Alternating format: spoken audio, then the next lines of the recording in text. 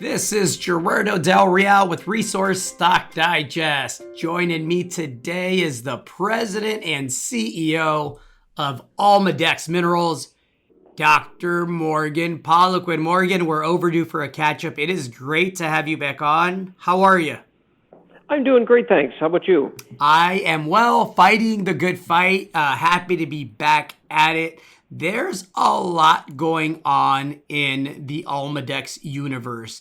Drilling is underway at the Davis Paradise project in Nevada. That's a project that I happen to really like and I would love to get your educated take on. But you also just announced the acquisition of 100% ownership of the Logan Zinc Silver Project in the Yukon Territory. And I'll be honest, Morgan, I was surprised that the market didn't notice more because there's a historic inferred resource that is pretty robust given the market cap of Almadex and given the fact that you have 100% ownership of this project now, that being that Logan project. Can you speak to that first, and then we can talk Nevada here? Sure, thank you for that. Well, the Logan project is a pretty special project. It's been around for quite some time, and it's been kind of locked up with a partner that was the majority partner that kind of went through a bankruptcy sort of situation. So it's been something we've been working at getting back into the fold, and so we were able to do that and have 100% interest in it. So, as you say, it's got a significant historic zinc silver resource located in the Yukon, and we're really excited to bring it to the fore and get working on it again. Of course, zinc today is a really important commodity, and many countries consider it a strategic metal and important in greening of the economy, and so it's a great asset, and it comes with silver as well, as you noted. So just got it back and plan to push it forward this summer.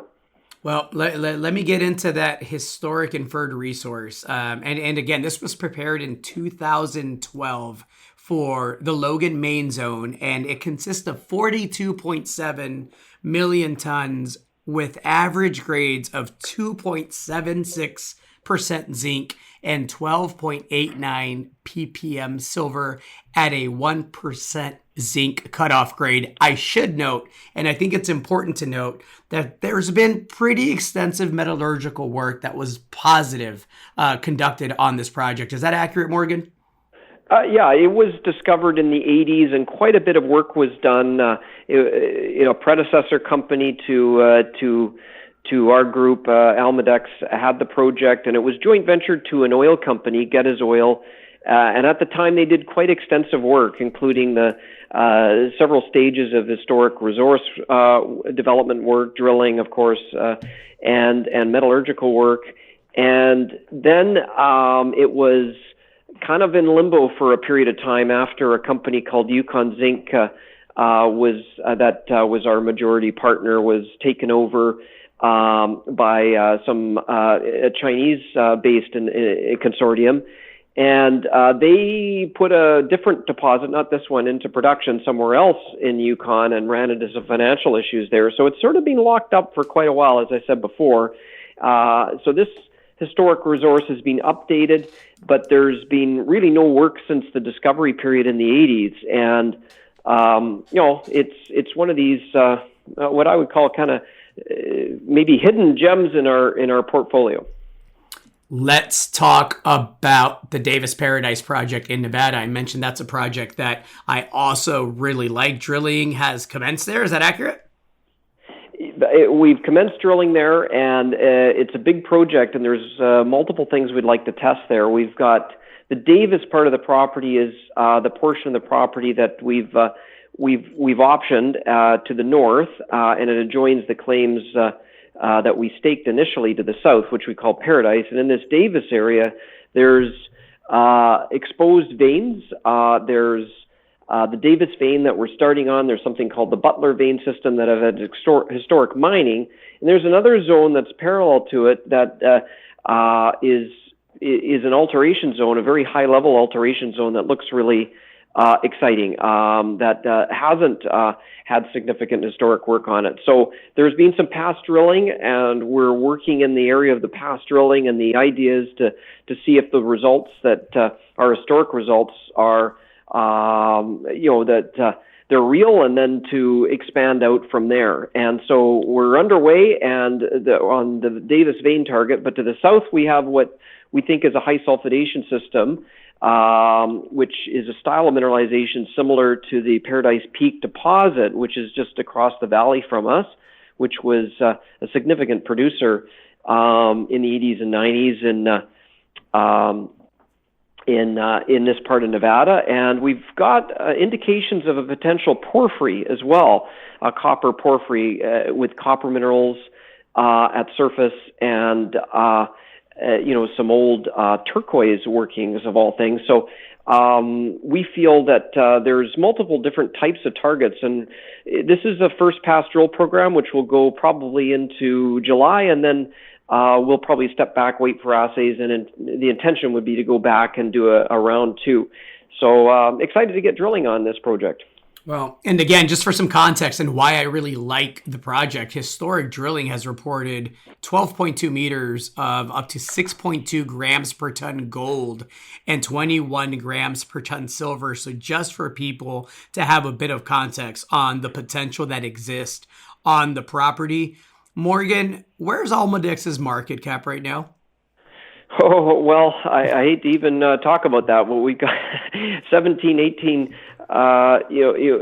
million in cash and working capital, and so we're trading at levels below that typically. Despite the fact we have a portfolio of royalties, exploration projects as we've discussed, and assets like Logan, and we also have had, quite fortunately, in 2021, some revenue from our drilling third-party drilling services, which pay for a lot of the exploration we do.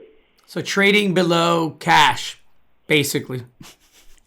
That's the case at the moment. And again, when you mention the royalties, it should be noted the royalties in the portfolio are quality royalties. The Ixtaca project, which of course is owned and was discovered by you and owned by Almaden Minerals, is a project I still absolutely love. I know that it's had delays and it's working through being included in a lawsuit that involves, not just Almaden, but of course, the Mexican Constitution and everybody. Everybody's waiting, of course, for a resolution there, but that's a project that I think will eventually become a mine. I think, that's going to end up being favorable, and I think Almaden in itself presents a pretty compelling speculation.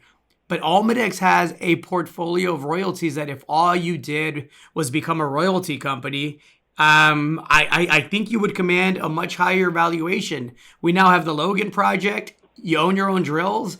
And you're drilling at other projects that you own or have an option to earn into 100% of. So again, if you're looking for quality gold, silver, copper, and royalty exposure, it gets very tough to make a case against Almadex at these levels.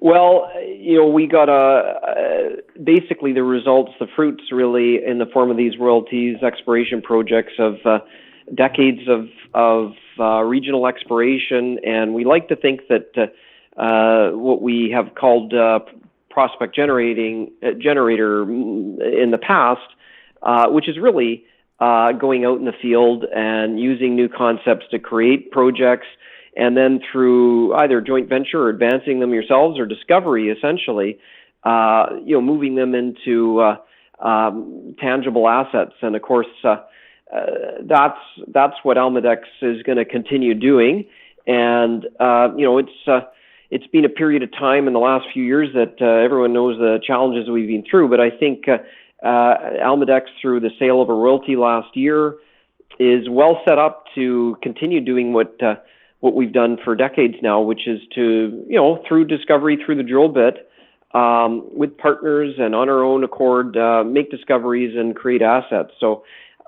It really is that's the main thrust of the company, and I believe that that's where the true value lies. Is certainly we've got great assets that people can try to figure out value for. But it's the drill bit, and it's the potential to make additional discoveries that really, that's what we do, and that's what excites us.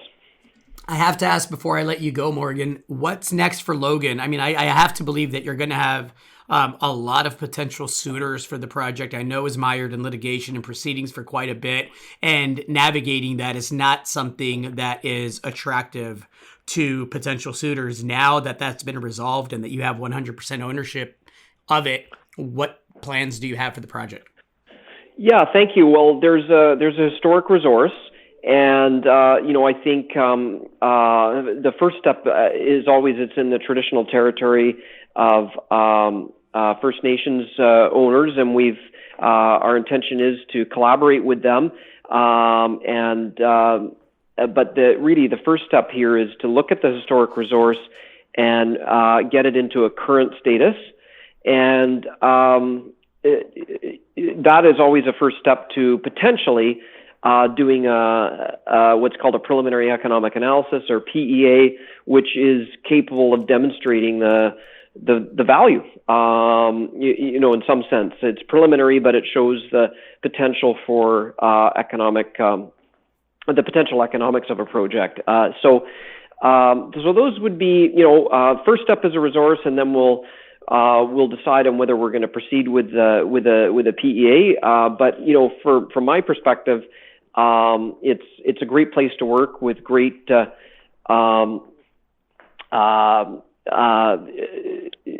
environment and in this and metals that are really important to the economy right now, and important with all the supply chain issues we have. So I think there could be options out there for us to pursue, but I think the first two steps will kind of help our shareholders create a sense of the value of what we're dealing with. So we'll start with looking at doing a resource and go from there. Well said, Morgan. Thank you so much for that thorough update. It's appreciated as always. Well, thank you very much. As always, it's nice to talk to you, and look forward to updating everyone when we have more news. All right. Chat soon, Morgan. Thank you. All right. Take care. Bye. Hey everybody, Gerardo Del Real here. If you're enjoying the content that you just saw, you can let us know in 3 simple steps. Hit the like button, hit the subscribe button, and please share across your network and on social media. Take care, everybody.